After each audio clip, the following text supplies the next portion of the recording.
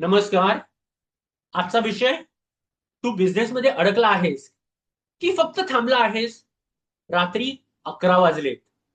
तू अजूनही लॅपटॉप समोर बसला आहेस. स्क्रीन टास्क भरलेले, पण हात काहीच करत नाही. मनात एक विचार फिरतोय, मी खरंच योग्य करत आहे का? आणि हळूहळू तू काहीच करत नाहीस. हीच ती अवस्था जिथे बिझनेस थांबायला सुरुवात होते. सगळ्यात मोठी चूक काय असते माहित आहे? आपण समजतो, माझ्याकडे स्ट्रॅटेजी नाही म्हणून मी अडकलोय. पण खरं कारण वेगळंच असतं.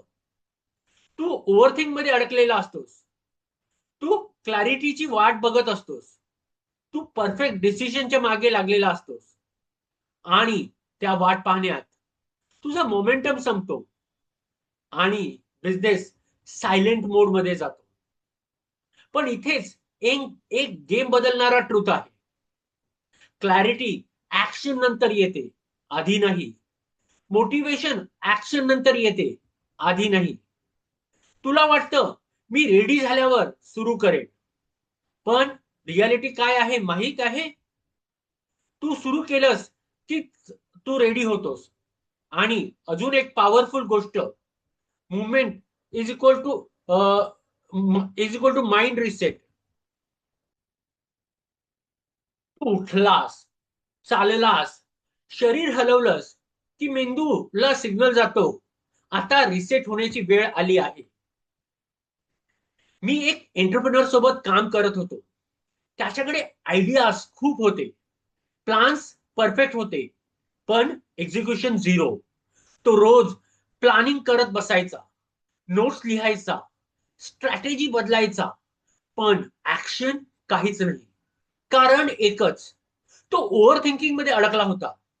मी त्याला एकच गोष्ट सांगितली, तू रोज 10 मिनिटं चाल आणि मग एक छोटा ऍक्शन घे. पहिल्या दिवशी त्याने फक्त एक क्लायंटला मेसेज केला, दुसऱ्या दिवशी एक कॉल केला, तिसऱ्या दिवशी एक टास्क पूर्ण केलं. आणि हळूहळू त्याचा कॉन्फिडन्स वाढला, त्याचा मोमेंटम तयार झाला आणि बिझनेस चालायला लागला. त्याने मला एकच सांगितलं, सर, मी प्रॉब्लेम सॉल्व्ह केली नाही, मी स्टेट चेंज केली. खरं सांगायचं तर तू वीक नाहीस, तुझा प्लान खराब नाही, तू फक्त रॉंग स्टेट मध्ये आहेस. तू बसलायस म्हणून तू अडकलायस. तू विचार करत राहिलास म्हणून कन्फ्युजन वाढतंय. जेव्हा शरीर थांबतं तेव्हा माइंड अडकतं, आणि जेव्हा शरीर चालतं तेव्हा माइंड पुढे जातं.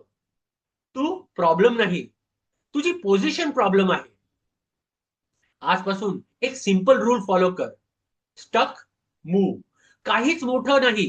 उठ, 5 मिनिटं चाल, डीप ब्रीथ घे, आणि मग एक छोटासा ऍक्शन घे. परफेक्ट ऍक्शन नाही, प्रोग्रेस ऍक्शन. लक्षात ठेव, तू विचार करून क्लॅरिटी मिळवत नाहीस, तू ऍक्शन घेऊन क्लॅरिटी बनवतोस. तुझं लाईफ बदलायची मोठी स्ट्रॅटेजी लागत नाही, एक छोटं स्टेप लागतं. थँक्यू.